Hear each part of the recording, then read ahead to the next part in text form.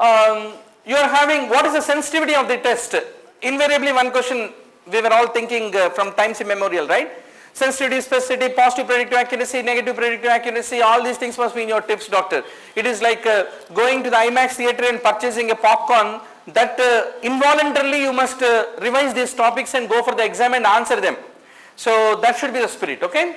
So please remember, as the false positives keep becoming changed, there are some changes which will be occurring in the specificity and the sensitivity. Specificity talks more about how many false positives are there, sensitivity talks about how many true positives are there, is what I want to underscore to all of you. So sensitivity is the true positives divided by true positives plus false negatives is what need to be remembered. But how do you remember that in the sensitivity in the numerator you are having true positives, doctor?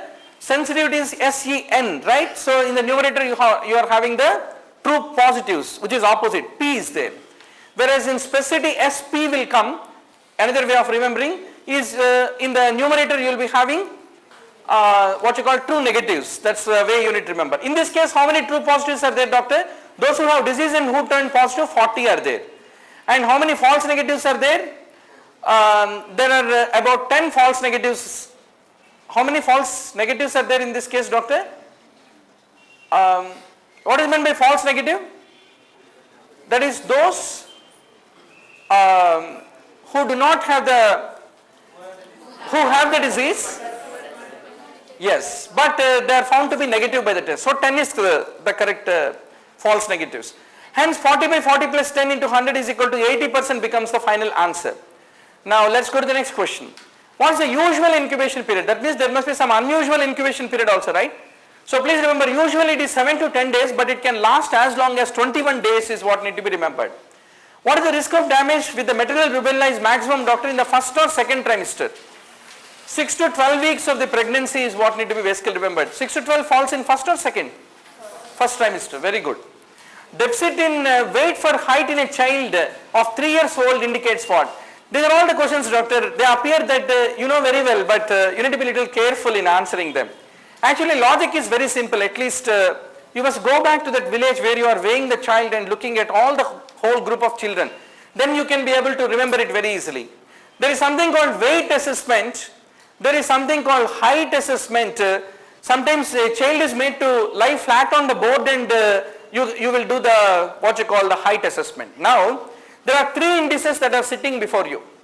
Weight for the age, height for the age, weight for the height, and the mid-arm circumference.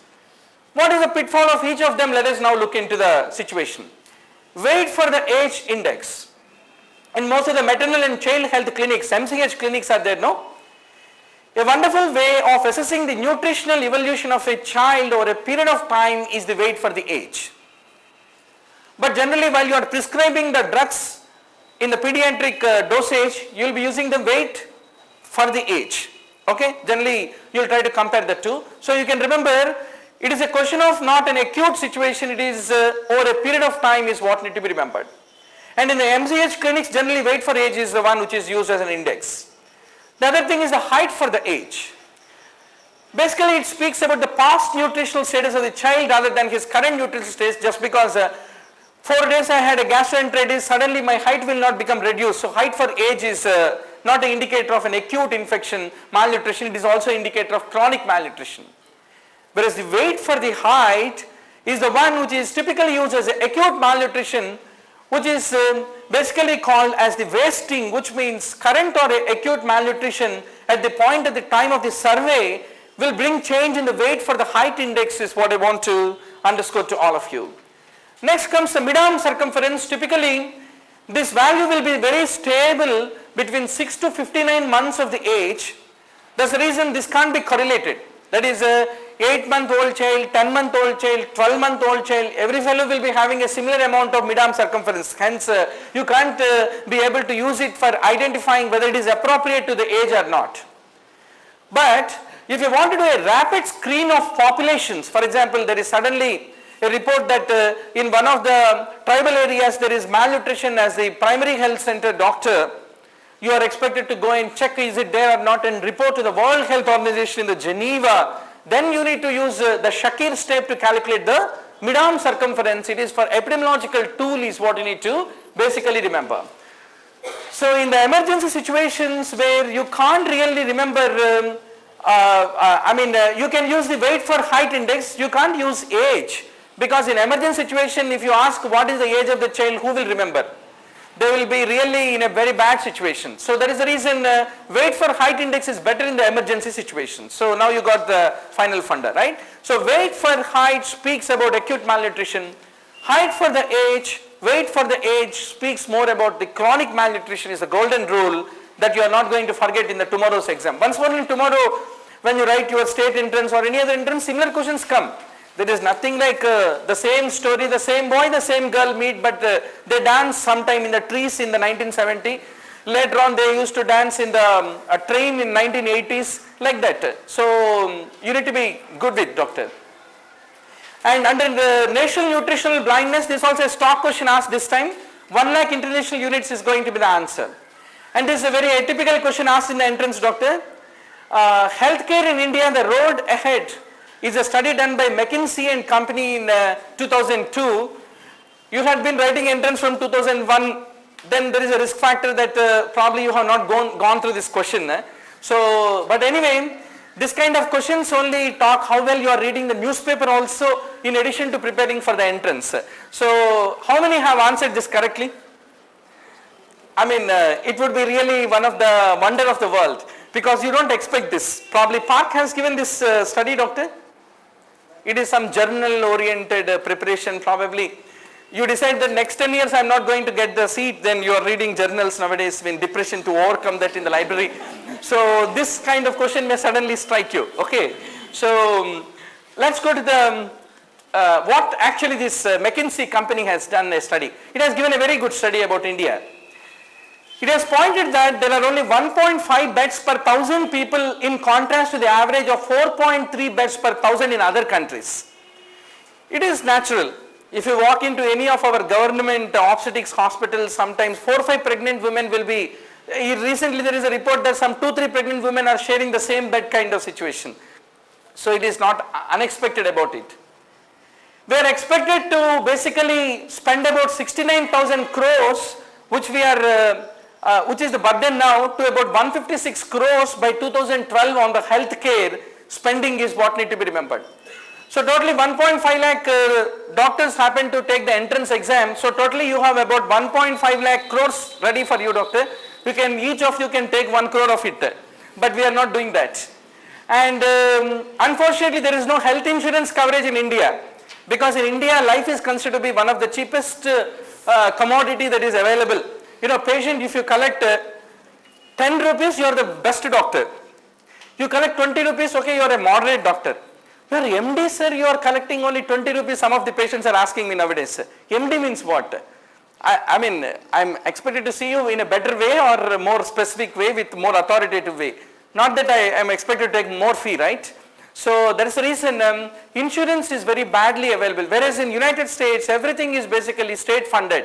Whereas the president or the vagabond on the street, they are expected to receive a equal care is what you need to remember, because everyone is insured. Let's go to the next question. What is vegetus uterinalis?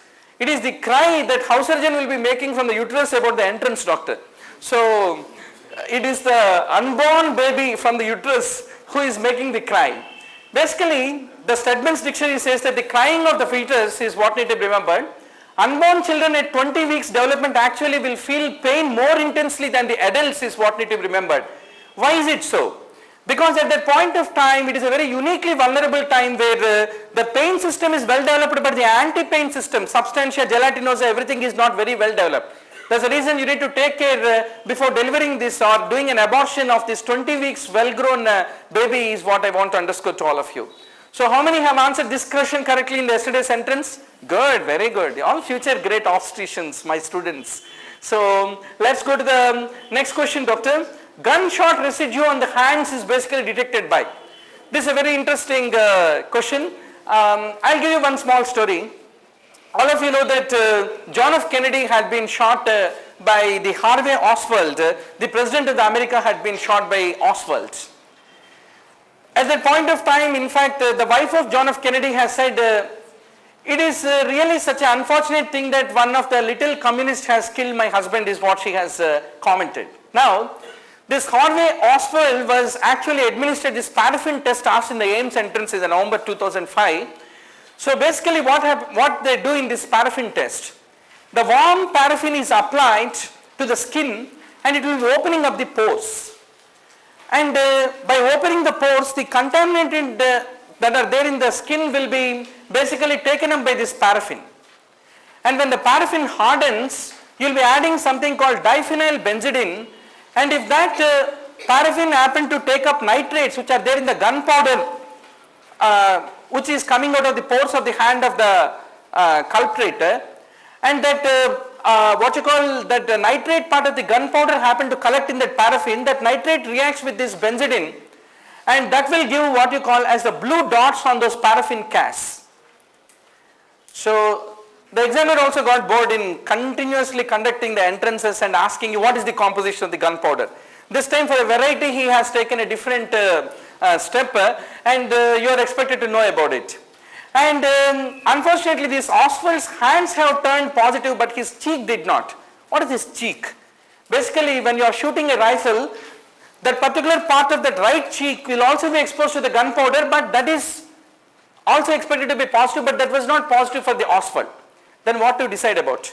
He used somebody else's cheek and used his hands to shoot the president of America. Was it the story? Whatever it is. For our entrance we need to remember that gunshot residue on the hands is basically identified by the dermal nitrate test which uses the paraffin is what I want to underscore to all of you. Liphasis sympathetic is a favorite routine stock question is used in the hanging. Arborescent markings with a branching like pattern is what you see in the case of the lightning injury. So these questions must be answered without mistake, doctor. A person is brought to the casualty and he lost consciousness transiently and then gained the consciousness but again became unconscious, called the lucid interval is seen in the case of the epidural hematoma, right? So let's go to the next question. Now this is a challenging and interesting question, doctor. Pulmonary function abnormalities that you expect in the interstitial lung disease and how the interstitial lung disease differs from that of the obstructive lung disease is what the examiner wants to know from you. Now this is a classical example of that interstitial fibrosis that you can see. If you do the high resolution CT scan, you can see that changes which have occurred in the interstitial compartment of the lung. Now before we go to this lung function test, let us talk about what is FEV1 and what is FVC. All of you know very well. FEV1 means that volume of the air which is exhaled in the first 1 second under the force. After the maximum inhalation, it's called as FEV1. Generally you expect 80% of the air to be expelled out the moment you have done the expiration. What is forced vital capacity? It is the total lung volume of the air that can be exhaled during a maximal forced expiration effort is called as the FVC. Now if you take a normal spirometric flow pattern, what you get is two types of curves. This is typically called a flow volume curve. This is called a volume time curve. The English itself is a beautiful language where things are explained, doctor. What is meant by flow volume curve? That is the speed at which the air is expelled and the way in which the volume of the lung is decreasing. So the relation between these two you will be using basically. And the other one is called the volume time. How much of the volume of the air is there at every 1 second is the two types of curves that you get. Now I like to ask you a question. The whole of the lung volume except that residual volume you are expected to expel in how much period, how many seconds of time, doctor, normally? Normal human being. In 6 seconds you are expected to totally expel the air except that lung volume, residual volume. If you are a yogi you can also get out of your residual volume also, but you can't do that. Now this FVC, the forced vital capacity is reduced in both the obstructive and also the restrictive respiratory disease. In both the things the FVC become reduced. But in patients who are having the airway obstruction, the FEV1 is disproportionately reduced compared to that of the FVC. Whereas that's the reason there will be a low FEV1 by FVC ratio in the case of the obstructive lung disease. Whereas in the case of the restrictive pulmonary disease, both FEV1 decrease, FVC decrease, but they decrease equally. So that's how it will result in a normal value of the FEV1 by FVC is what need to be remembered. So basically FEV1 and FVC are like the two friends who have gone for boozing, doctor. Obstructive lung disease is a situation one fellow has both have boozed, but the other fellow has boozed so much that he is virtually fallen down in the bar, and this fellow has picked him up and took him off. So that is the problem in the obstructive lung disease. FEV1 is too much reduced, he is finally fallen down. So FEV1 by FVC becomes a low value, whereas FEV1 by FVC in the case of the restrictive lung disease is both have restricted that okay, this much only we will booze and we will not further booze and fall down, we will not lose our senses and finally contract the things is what they have decided. So that is the easy way that you can be able to remember. So if you take this spirogram of a restrictive versus that of a what you call an obstructive lung disease, this is a normal spirogram, doctor. We are comparing the figure A and figure C with these two. In the case of the restrictive ventilatory defect, the FEV1 decreased and FVC also decreased, both have equally decreased, that's the reason the ratio will not change much. Whereas in the case of the obstructive disease, the FEV1 has decreased more compared to that of the FVC, that's the reason the ratio has become overall decreased is what you need to finally remember. So in the tomorrow's exam, once more they will ask you. Probably this time they will ask you about the obstructive lung disease, okay? Let's go to the next question. Which antihypertensive is not safe in pregnancy, doctor? ACE inhibitor, all of you know very well. I like to ask you a question.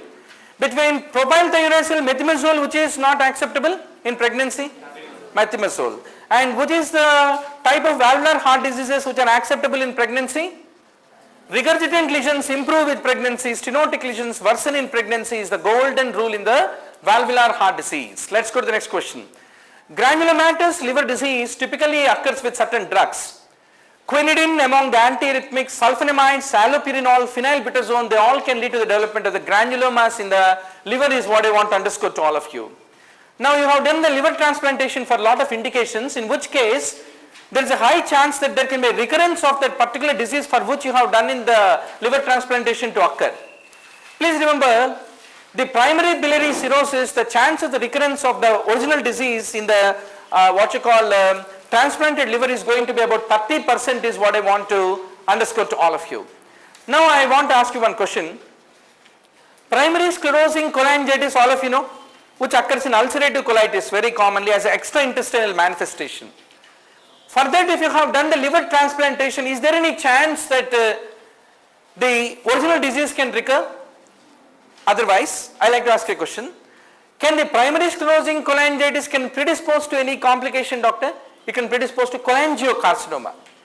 If that happens, they are not considered to be a right transplantation candidate because the cholangiocarcinoma has got a very high proclivity, even 100% proclivity to become recurred once you do a transplantation. Hence, you can do the transplantation of the liver in primary sclerosing cholangitis only if you are doubly sure that the cholangiocarcinoma has not yet developed as a complication of the PSC is what you have to basically remember. Let's go to the next question. Upper GI bleed with splenomegaly. Why the examiner gave you splenomegaly, doctor? Upper GI bleed can be variceal, non-variceal. To say that it is variceal, a clue is being given as splenomegaly. Now how do you manage acute upper GI bleeding? What is the algorithm of management? So this algorithm you need to remember as the house surgeons and casualty medical officers, doctor. Please remember, upper GI endoscopy is the one which is the first line of investigation that need to be done. But if you are very sure that there are other causes, which are above the level of upper GI are very much visible for you, you can remove that. Now you have done the upper GI and identified varices or there are no varices, then what do you want to do? Let us first talk about if there are varices, what do you want to do? Endoscopic hemostasis need to be done, immediately that varices need to be basically clipped. And in addition to that, medical therapy with the octreotide is the one that you are going to start at first. And later on, you need to reduce the portal pressure by doing what? By giving a beta blocker. You give a beta blocker such that nearly about 30 to 40% the heart rate will come down. That is an indication that enough amount of beta blockade had been done. So for that you will be using a long-acting beta blocker like a nadolol is considered to be one of the good agents which can be used as a beta blocker to bring down the portal pressure is what need to be remembered. Whereas you did not find any varices. Can upper GI bleeding can occur without varices? Definitely. Gastric ulcer if it is there, if it is bleeding, then it is a non-variceal one. Then if there is a high risk ulcer, then the proton pump inhibitor infusion need to be given for 72 hours and the usual dose of the PPI is for about 6 weeks and stop all those predisposing factors like NSAIDs, stop smoking, stop H. pylori and eradicate the H. pylori is the rule. But what is important is non-variceal bleeding, which is ulcerative, which has got a very high risk for the ulcer to basically, ulcer stigmata are appearing. The proton pump inhibitor infusion is considered to be the treatment of choice, not simply taking a proton pump inhibitor tablet. Infusion need to be started for about 72 hours, okay. So in the tomorrow's exam, what the examiner is going to ask you, spleen is normal in size, then what you want to do? That time what is your answer? PPI infusion is the one which is considered the treatment of choice. Let's go to the next question. What are the various modalities available for the management of the hepatocellular carcinoma? Basically you are having different things, doctor. One is called transarterial chemoembolization, percutaneous acetic acid injection, percutaneous ethanol injection, microwave coagulation therapy. Everything is having certain advantage and disadvantage. Really it is a DM gastroenterology level question. But anyway, for screening you in the entrance is a very good net that can be thrown, doctor. NDR definitely is not used, the remaining things are used. Now, what is the advantage of percutaneous ethanol injection? It is minimally invasive. How about percutaneous acetic acid injection? It is also minimally invasive and in fact more effective than the ethanol. And what is the use of radio frequency ablation? If it is a small to medium sized hepatocellular carcinoma, it can be used. That is the microwave coagulation therapy and the radio frequency ablation can be used is what need to be basically remembered. But when do you use the transarterial chemoembolization, doctor? Whenever there are multiple tumors, you can't nip it, multiple lesions are there, that is the indication for using the transarterial chemoembolization is what I want to underscore to all of you. So now we are all in the modern era of the anti-tumor necrosis factor kind of therapies, doctor. Basically you need to remember certain important group of drugs which are the favorite topic of the examiner. Infliximab, adalimumab, etanercept and Onercept, they are all considered to be the tumor necrosis factor antagonizing therapies that are available in a lot of inflammatory diseases. You need to be pretty sure about what is the importance of all of them. For that you need to know what is called as a C-reactive protein. Basically C-reactive protein will be interacting with the pathogenic bacteria, nuclear antigens and the damaged cell membranes. And once it binds to the FC receptors, it will be activating the complement and then it leads to production of the tumor necrosis factor. So if you take the patients who are on the anti-tumor necrosis factor treatment, that is infliximab versus placebo, what you can clearly see that there is the mean CRP values will be falling down in those people who are with the infliximab management is what need to be remembered. Now if you take the Crohn's disease and the long-term clinical course of the Crohn's disease, you can see that Crohn's disease can remain only inflammatory, it can be stricturing or it can become penetrating the different outcomes of the Crohn's disease. Now what is the important advantage of the infliximab that is anti-tumor necrosis factor therapy in the management of the Crohn's disease? Number one is it is having a flexibility, it has got a lower cost, it has got a very high efficacy in the maintenance stage and it typically leads to the natural history to become altered. Now the question is, if a patient with the Crohn's disease is there, you have given a salicylate as an anti-inflammatory, it is not going to change the biological behavior. Whereas by giving the anti-TNF antibodies, monoclonal antibodies, there is a great role for altering the natural course of the disease is what need to be basically remembered. See, these rheumatology disorders are all very, very sad story. A patient with rheumatoid arthritis comes with a joint pains, you have started him on steroids, finally he becomes steroid dependent, develops a nephrotic syndrome, steroid complications, ends with a death with steroids at a point of time, if you are not properly titrated. Or steroids can lead to avascular necrosis, finally complications can develop. Steroids can lead to development of cataracts, steroids can lead to oral candidiasis. But actually by giving steroids you are only palliating that movement, but you are not altering the natural course of that inflammatory disorder. Whereas by giving anti-TNF therapy, the modern school of thought is you can even alter the natural course of the disease, which is the great advantage, is what you need to basically remember. Let's go to the next question. Inappropriate ADH secretion, what is the treatment of choice, doctor? Demeclocycline, which brings the resistance, is a favorite question. Now the question is, Where does the ADH act? Proximal, renal or distal tubule. It is a renal collecting duct where it will be inducing the aquaporin channels is what need to be remembered. So basically demiclocycline will be interfering with the action of the ADH is what I want to underscore to all of you. But the question which is going to come in tomorrow's exam is, if there is a symptomatic hyponatremia in an emergency situation because of SAADH, there do you want to give demiclocycline? If you give demiclocycline today, tomorrow it will work only after your grandson is born.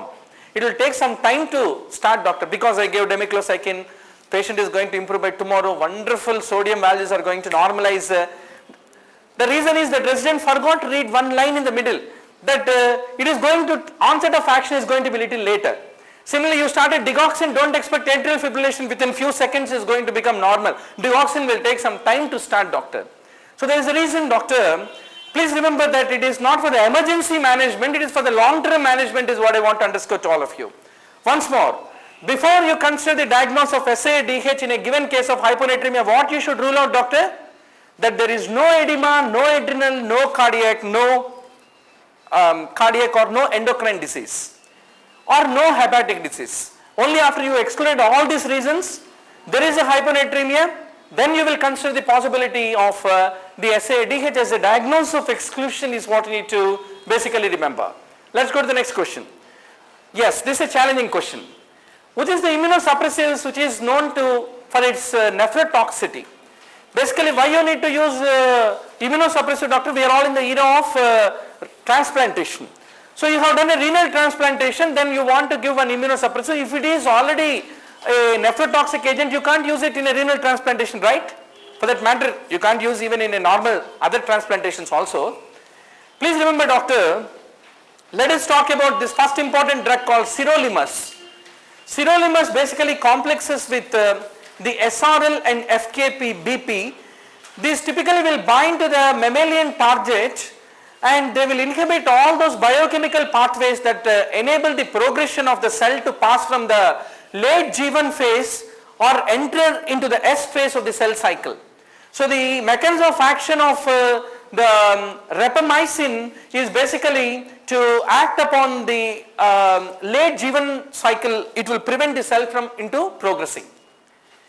And there is a difference between the FK506 and cyclosporin versus that of the sirolimus. Sirolimus is the other name for your rapamycin basically. Okay. The thing is, the sirolimus will block the cytokine signal induction. It has nothing to do with the blocking the production of the cytokines. There is a difference between the cytokines being produced and they acting to cause the signal induction, making the cells to proliferate, stopping at that level versus that of stopping the cytokine production itself. Cyclosporin and FK506 basically decrease the cytokine production, whereas the sirolimus rapamycin will be blocking the cytokine associated signal induction. That is a major difference. Just like ACE inhibitors inhibit ACE, losartan inhibits the receptor. So there is a major difference. So sirolimus, the great advantage is it is non-nephrotoxic. That's the reason in those patients who have renal insufficiency, which is caused by the calcineurin inhibitors like FK506, cyclosporin and all these agents, it is not the problem with the sirolimus is what need to be basically remembered. Now, the cyclosporin and the tacrolimus is formerly called FK506. They selectively inhibit basically the IL-2 transcription from happening in the T helper lymphocytes. So basically they act at the level of the production of the cytokines, whereas rapamycin or sirolimus will be acting at the level of the cytokine associated signal induction, which enable the cell to enter into the S phase is what need to be remembered. But the problem with the cyclosporin and the tacrolimus is they will cause renal dysfunction, the hypertension, which have restricted the use of these important drugs is what need to be remembered. How about azathioprine? In the modern practice, we still use azathioprine. For example, a patient with idiopathic thrombocytopenic purpura is there. What is the first thing that you do? ITP management. ITP is an autoimmune condition where platelets are basically destroyed by our own autoantibodies. Initially, you will give steroids. If it is a very acute emergency, you will be giving IV gamma globulin. And after that, you will be trying vincristine. In spite of that, the patient recurs. Then you will be giving azathioprine. So all these are basically the group of immunosuppressant agents is what need to be remembered. Now what is the mechanism of azathioprine, which can be another favorite question in the tomorrow's exam? Azathioprine is converted into 6-mercaptopurine, and subsequently it will cause the inhibition of the de novo purine synthesis is what need to be basically remembered. That's the reason the cellular purine stores become depleted. If the purines are not there, DNA and RNA synthesis cannot occur. If they cannot occur, then the lymphocytes cannot divide and multiply. If they do not divide, then the antibodies are not produced. If the antibodies are not produced, then only the autoimmune disease become normalized. That is how the azathioprine is used as a immunosuppressant to stop the lymphocytes proliferation by inhibiting the DNA RNA synthesis, by inhibiting the de novo purine synthesis, and several steps of the salvage pathway of the purine synthesis is what need to be remembered. If you look at the purine synthesis in the biochemistry discussion we had earlier, there are two steps. One is called the salvage pathway, other is called the de novo pathway. They are the two pathways that are available.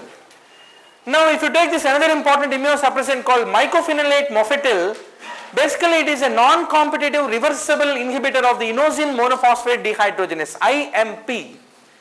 And this inosine monophosphate dehydrogenase is a very important enzyme in the de novo synthesis of the guanine nucleotides. The guanine nucleotides are the part of that purine synthesis. So there is a reason the mycophenolate mofetil basically inhibits the de novo production of the purines, whereas the azathioprine will be inhibiting both the de novo purine synthesis and also the salvage pathway for the purine synthesis. Is the major difference that you have to basically appreciate. Now is there any advantage if it inhibits only the de novo but not the salvage pathway? Definitely. If you take the marrow derived cells and the parenchymal cells, they use basically the hypoxanthine guanine phosphoribosyl transferase, that's called HGPRT. Can you tell me one disease which occurs because of the deficiency of the HGPRT? Lakh syndrome is something that you have to basically remember. Whereas if you take the activated lymphocytes, they don't use this salvage pathway which involves HGPRT, rather they will be using the de novo pathway for the purine synthesis. So that is the reason, doctor, mycophenolate mofetil, which is more selective for the de novo pathway for the purine synthesis, will only act on the activated lymphocytes without affecting the marrow cells or the normal parenchymal cells. Whereas the azathioprine, which acts both on the salvage and also the de novo pathway of the purine synthesis, will act both on the marrow and also the activated lymphocytes. Hence the adverse effects with the azathioprine are more compared to that of the mycophenolate mofetil. That's the reason mycophenolate mofetil is a better immunosuppressant with less amount of the adverse effects is what you have to basically remember. Now the question is, finally in the entrance, how the questions can come. A lot of gas is there, don't worry about all this. Azathioprine basically inhibits what? What is your answer finally? Both the pathways. HGPRT is involved in which pathway? In the case of the salvage pathway. Lakh syndrome, salvage pathway become inhibited, whereas the de novo pathway become much more activated, hence more amount of uric acid will be produced that lead to development of the what? Hyperuricemia with the automutilation, which you see in the case of the Lakh syndrome. And mycophenolate mofetil only selectively inhibits what? It inhibits only the de novo pathway. These are all the carry home message buzzwords that you should not forget, doctor, basically. Let's go to the, so finally did we get our answer? That's right. Tacrolimus, unlike the sirolimus, is basically a more toxic, nephrotoxic agent. Let's go to the next question. What are all the causes for the minimal change glomerulopathy? There are 5 tables in Robbins' textbook of pathology, doctor, which you have to be very sure about. FSGS, what are all the causes? MPGN type 1, what are the causes? Type 2, what are the causes? One of them is going to be your question in the entrance. So there shall not be any surprises about this fact. You have to invariably master them. Okay? Now the question is, most of the cases of the minimal changes are idiopathic, but certain drugs, NSAIDs, rifampin, interferon, ampicillin, trimethadione, they all can lead to the development of the minimal change disease. Certain toxins, mercury, lithium can cause, certain infections, HIV and infectious mononucleosis. More important is the tumors, the Hodgkin's lymphoma and the lymphoproliferative diseases. Why this is important, doctor? An elderly individual has come with the development of proteinuria, with the pedal edema, with the anasarca, in whom you have diagnosed the nephrotic syndrome. You have done a renal biopsy and it has shown minimal change disease on light microscopy. And on electron microscopy, food processes are the only ones which are affected. But elderly individual presenting with minimal change disease is different situation compared to a child presenting with a minimal change disease. Why, doctor? in an adult, in an elderly individual coming with minimal change disease, you should never forget to search for an internal malignancy, because minimal change disease can be the manifestation of the internal malignancy, like the Hodgkin's lymphoma is the golden dictum which you should never forget wherever you do your post-graduation, doctor. Let's go to the next question. Copper sulfate is not dialysable. All other things are basically dialysable. It does not require much explanation. Now, what are the drugs that cause hyperkalemia? Another favorite question of the examiner. Amphotericin leads to hypo, not the hyperkalemia. All the remaining things lead to the development of the hyperkalemia, doctor. So, please remember, what are the causes for a hyperkalemia? Any redistribution can lead to too much of potassium to remain extracellularly, that leads to development of hyperkalemia. Which is the mica of potassium, which is the sasural of potassium? Mica is intracellular. For sodium, intracellular is sasural hota hai. If it goes to sasural, action potential, depolarization, all these changes will occur. What is after all depolarization? Is the moving of the sodium from extracellular into the intracellular compartment is what you need to basically remember. Acidosis, insulin deficiency, beta blockers, digoxin toxicity, and succinylcholine, arginine. In all these conditions, typically potassium cannot move into the intracellular compartment. It remains extracellular, hence it leads to development of hyperkalemia is what need to be remembered. So this combination is deadly combination, doctor. A patient who is diabetic with diabetic nephropathy, in whom to treat his hypertension you are giving ACE inhibitors, to treat joint pains you are giving the aspirin, and in the same fellow you have anesthetized and given succinylcholine, and finally to take care of his hypertension you have given beta blocker. That fellow will finally land in a very severe amount of hyperkalemia. That's the reason you need to be doubly careful about.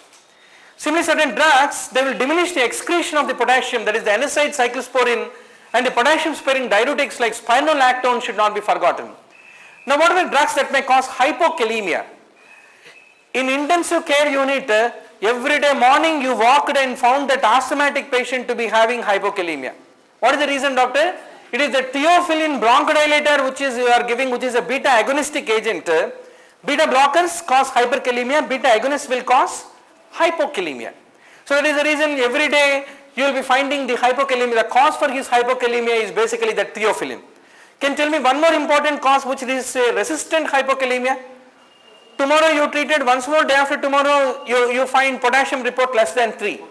Hypomagnesemia coexistently can be there. So always check in resistant hypokalemia in intensive care patients. Invariably hypomagnesemia also coexists. Similarly, verapamil, high-dose penicillin, ampicillin, carbenzylin, aminoglycosides, amphotericin B and cisplatin, they all lead to the development of the hypokalemia. But why the amphotericin B leads to the hypokalemia, doctor? It leads to magnesium depletion, which leads to development of the hypokalemia is what need to be fundamentally remembered. Let's go to the next question. This is a controversial question, doctor. A good number of students used to say that, sir, there are a lot of mistakes in your question paper. Yeah, there are so many steps at which it is happening, you know. You compose question, data operator types it, and finally somebody else takes out the answer sheet. So also is the problem. I like to ask you a question. What is your confident answer for this question, doctor? Acalculous cholecystitis is not seen in. In falciparum malariae, you find acalculous cholecystitis. Dengue fever, which is not uncommon, where acalculous cholecystitis is there. Enteric fever is very well known to cause acalculous cholecystitis. Leptospira, anyway, acalculous cholecystitis exists. So that is the reason, doctor, this is one question we can still, nowadays you don't have money to go to Supreme Court, right? Because earlier for the +2 pre-medical entrance, there used to be enough number of cases in the court of law. You know, after writing exam, evening key used to out, and then the fellows used to go and sit before the advocate by evening, okay, if they are sure that they are not going to get seat. So please remember, long-term TPN, patients with diabetes, wherever the gallbladder dysmotility is there, intensive care unit patient for a long time, if he remains in intensive care unit, they all develop this acalculous cholecystitis is what need to be remembered. So American Journal of Gastroenterology 2000 November issue you can go through, doctor. It is a typical presentation of the dengue fever. Leptospirosis, if you find a positive Murphy's sign, you must think in every case of leptospirosis the presence of acalculous cholecystitis. Falciparum malaria is very well known to cause it.